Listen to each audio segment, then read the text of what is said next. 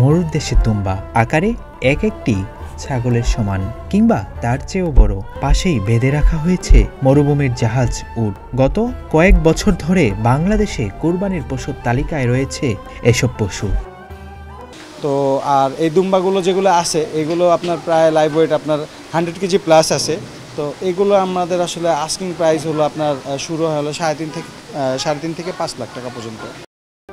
এক সময় বাংলাদেশে কোরবানির পশু বলতে ছিল গরু, ছাগল কিংবা ভেড়া, কিন্তু বর্তমানে কোরবানির হাটে এগুলোর পাশাপাশি নতুন কিছু পশুর দেখা মিলছে।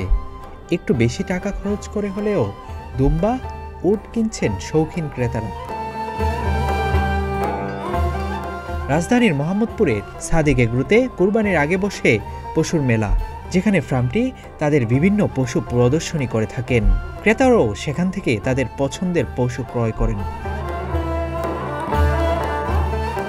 এখানকার দুম্বাগুলো সবচেয়ে বেশি নজর কাড়ে দর্শনার্থীদের।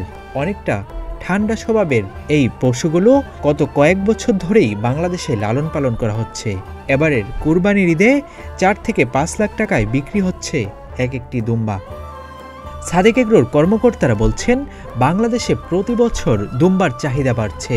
সে অনুযায়ী দেশে বাণিজ্যিক খামারে দুম্বার উৎপাদনও বেড়েছে। এছাড়া বর্তমানে দেশের আবহাওয়ার সাথেও মানিয়ে নিয়েছে মরুদেশের এই পশু। বাংলাদেশে দুম্বা আরও আগে আসছে। তো এই দুম্বাগুলো আসলে বর্তমানে বাংলাদেশে আপনার ব্রিডিং করা হয়। তো অনেক খামারেই দুম্বা পালে, আমরাও দুম্বার ব্রিডিং করাই।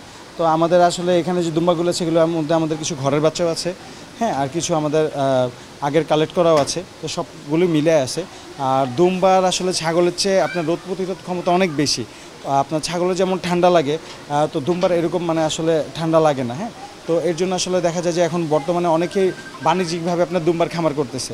ওরা আসলে মাঝে মাঝে একটু অ্যাগ্রেসিভ হয়ে যায়, কারণ আসলে পাল ছাড়া যখন বের হয়, 1-2টা যখন বের হয় ওরা ওরকমভাবে বের হতে চায় না, আর বের হলে একটু অ্যাগ্রেসিভ আপনার হয়ে থাকে মাঝে মধ্যে। শুধু দুম্বাই নয়, এবারের কুরবানির জন্য কয়েকটি উটও প্রস্তুত করেছে ফার্মটি। উটগুলোর দাম হাঁকা হচ্ছে 20 থেকে 25 লাখ টাকা পর্যন্ত। এর মধ্যে বিক্রিও শুরু হয়েছে বলে জানান খামার কর্তৃপক্ষ। গরু, ছাগল ছাড়াও বিভিন্ন পশু দেখতে প্রতিদিন অসংখ্য মানুষ ভিড় করে এই খামারে। অনেকে পছন্দমতো পশুও কিনে নিয়ে যান কুরবানির জন্য। আমাদের দেশে এখন বর্তমানে যে ট্রেন্ডটা চলছে এরকম চলতেছে, রোজার ঈদের পর থেকেই মোটামুটি দেখবেন যে সবগুলো ফার্মেই আপনার অনেক লোকের সমাগম ঘটে, হ্যাঁ। দেখা যায় যে আসলে হাটে অনেকে পরিবার পরিজন নিয়ে, ছোট বাচ্চাদের নিয়ে আসলে ঠিক মতন আপনার চলাফেরা করতে পারে না।